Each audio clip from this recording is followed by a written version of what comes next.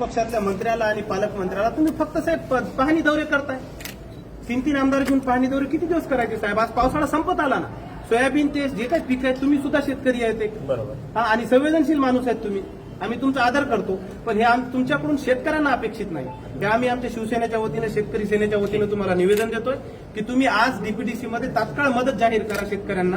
तात्काळ सरसकट अनुदान द्या आणि जे काय मदत तुम्हाला करता येईल ती मदत करा. आणि दुसरा विषय आहे, मासाहेब मीनाताई ठाकरेच्या पुतळ्याची विटंबना झालेली आहे.